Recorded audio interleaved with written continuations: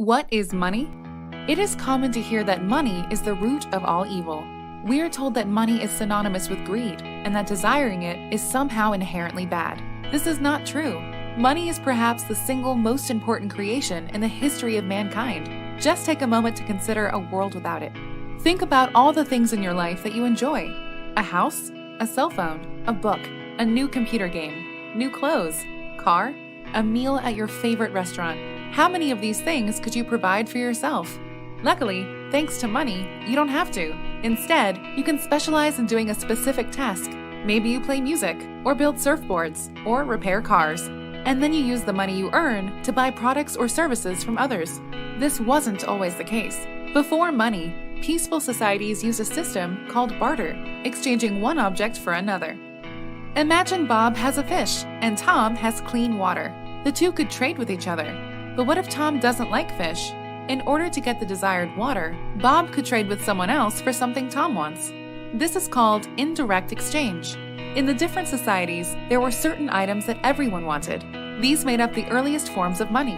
Throughout human history, all sorts of things have been used as money, such as salt, tobacco, grain, seashells, livestock, or furs.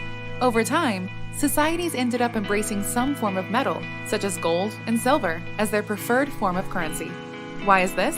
Many societies value these shiny metals as jewelry, luxuries, and for industrial use, but they also have many other benefits. Metals are hard to destroy. They are uniform and divisible. Any 2 ounces of pure gold are the same, and they are easy to carry around if turned into coins. They are also scarce and difficult to mine, so you can't manufacture new money as if it grew on trees. It was the invention of money that truly allowed human civilization to thrive, because you could now buy things without having to make them yourself. This brought freedom and choice to people, a choice for a real livelihood instead of simply living hand to mouth. You could now be a farmer, a seamstress, a sea captain, pirate, or tradesman. This specialization, called the division of labor, allowed people to become more learned and skilled, and to produce more complex and useful things, improving the quality of life for everyone. Money also made it easier to save for the future. By saving some of the money they earn for doing tasks, people are able to purchase larger and more complex items, like a new house. Of course, when people began to have savings, they wanted new ways to protect their money. This gave way to banks, where you could deposit your coins with someone who would keep them safe, in exchange for paper receipts that you could redeem when you wanted to get them back. The paper banknotes themselves became a form of money, since you could exchange them with others who could then go and claim the gold you promised them. In fact, many of the names for currencies today are derived from this system. The name dollar, for example, was Spanish for a weight of gold. The way Bob earns money is by producing goods or services that others want to exchange for.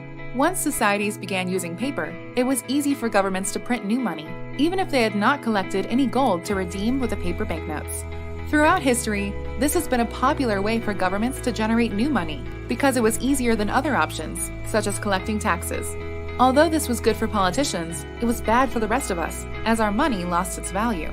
This is called inflation. During the 20th century, we saw governments completely take over money. In America, you used to be able to exchange dollars for gold, a system called the gold standard. In 1913, America created a central bank, the Federal Reserve, which began creating new dollars without new gold. In 1933, President Franklin Roosevelt made it illegal to own gold.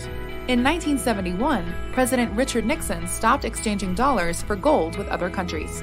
And after that, there was nothing of value left backing the American dollar. The result? 100 years before the founding of the Fed, the price of gold was $19.39. 100 years after the Fed, the price of gold was $1,204.50. Why did this happen?